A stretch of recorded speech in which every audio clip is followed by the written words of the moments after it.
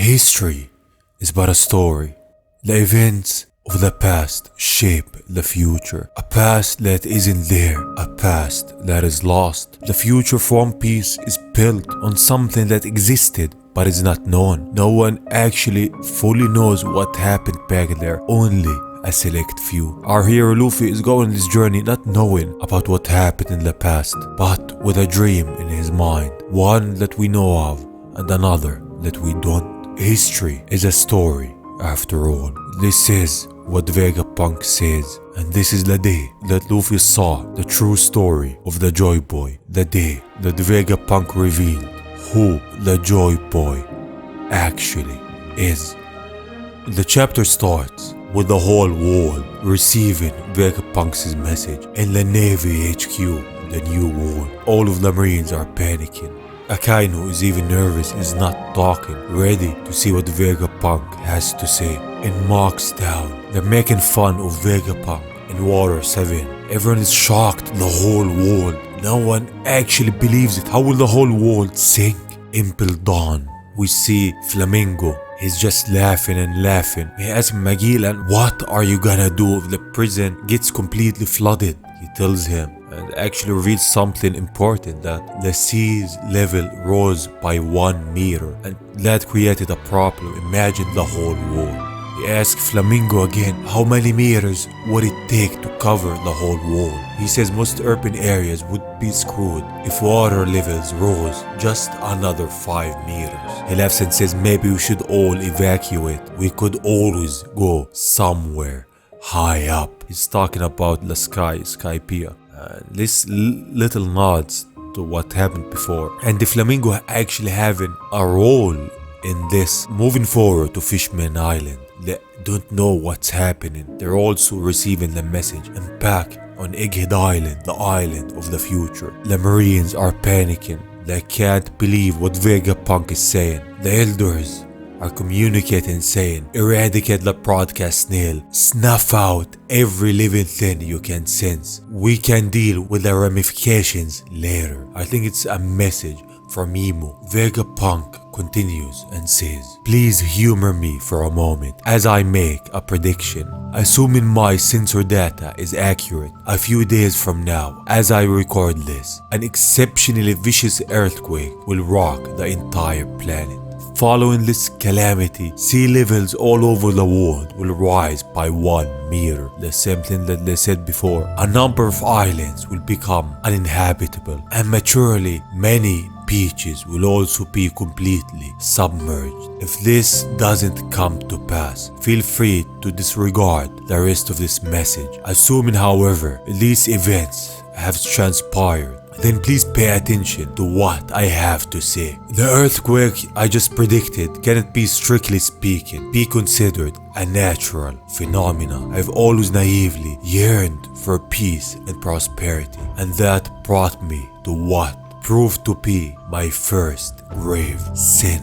I was fixated on my dream, on developing an everlasting energy source, hell-bent on driving the world to a bigger and brighter future. But I flew too close to the sun and created the Mother Flame.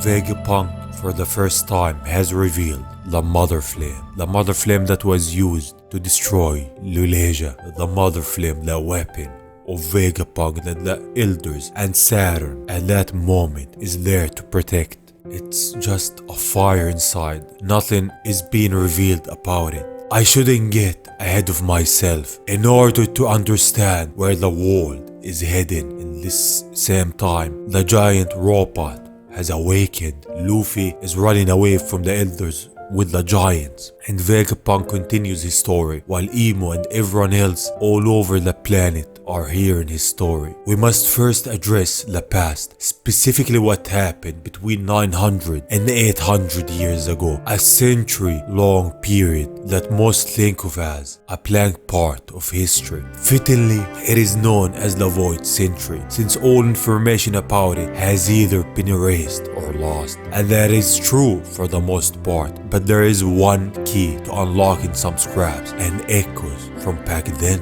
The poneglyphs Those lonely stones dwelling in various quiet and calm lands all over the globe. The text inscribed on them, once decoded, is our one and only method of glimpsing this unknown past. Despite this, any attempts to decipher the poneglyphs is considered taboo by the world government, and so I felt compelled to commit my second grave sin. I betrayed the government and studied this forbidden era myself. I was fortunate enough to inherit several documents from a certain group of exceptional archaeologists, and that allowed me to decipher a number of poneglyphs. I pursued this research as far as possible, and I have no regrets. History is a story after all.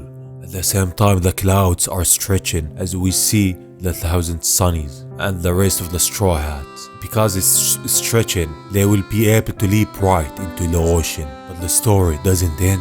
Vegapunk continues, and this is the interesting part, as the giant robot is wreaking havoc for the Joyboy. The truth about the Joyboy, while everyone is hearing it, is gonna be revealed. He says, and in truth, I only know a small fragment of this 100-year-long tale. It wouldn't be right to leave you with baseless speculation, so I will limit myself to the facts as I know them. The star of the story, as we see at the same time that is gonna talk about the Joyboy, we see Luffy, was born 900 years ago in a bountiful and advanced kingdom. And just like the legendary sun god Nika from the fables of Ilpaf, he too fought with a stretchy and elastic body. They called him Joyboy. He was the first man to take to the seas, the first one to be called a pirate. What I love about this, like we see Luffy at the same time when he mentions the sun god, we see his eyes burning. We see Luffy making everyone laugh even when he's fighting the elders. The first one to be called a pirate, the Joyboy. As right when Vegapunk says this, Luffy's appearance changes. His eyes change. It's like he's crying from that hit, but at the same time they resemble the sun god. It says here revealed who the sun god is, and that the Joyboy is also a stretchy individual. Everyone would know that that Joyboy is now Luffy, and the story that Vegapunk is talking about isn't even over. There's more to it, more in the next chapter. But this is the story of the time that Luffy saw the tale of the Joyboy, the day when he knew who he really is, the Joyboy, the sun god Nika. But the story isn't over, it's just beginning. Tell me, what do you all think about this? What do you all think about this chapter and the tale of the Joyboy this far? I want to hear all of your thoughts in the comments, and yeah, thank you for watching, and I will see you on the next one. Bye bye.